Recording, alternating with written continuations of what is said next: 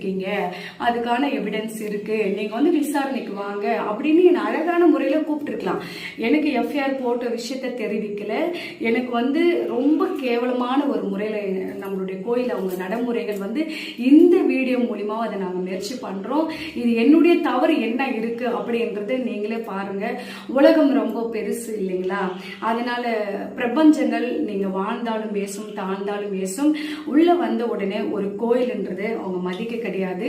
ரெண்டாவது வந்து அநாகரிகமா கார் எடுத்துட்டு வந்து எல்லாரும் கீழே இறங்கி நான் சொல்றேன் மேடம், நான் வரேன், அந்த வீடியோல என்னுடைய வாய்ஸ் கேட்கும், நான் வரேன் மேடம், என்ன விஷயம்னு சொல்லுங்க. ஏன்னா எங்க வீட்டு ஆளுங்களாம் சொல்ல பிள்ளைங்களா சினிமா ஆளுங்களை தான் போலீஸ் ஸ்டேஷனு ஜெயிலு இதெல்லாம் பார்த்துருக்காங்க. அவங்களுடைய ரியல் வாழ்க்கையில எங்க குடும்பமாகட்டும் என்னுடைய சொந்த பந்தமாகட்டும் யாருமே பார்த்தது கிடையாது.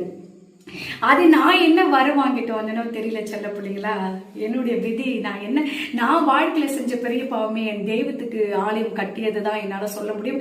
ஒருவேளை அதை கட்ட போய்தான் எனக்கு இவ்வளவு பிரச்சனைகள் அப்படின்றது மட்டும்தான் உண்மை. எனக்கு இவ்வளவு பிரச்சனைகள் வர ஆரம்பிச்சிச்சு. ஏன்னா என்னை பார்த்துதான் போலீஸ் கேஸ் ஜெயிலுன்ற மாதிரி எங்க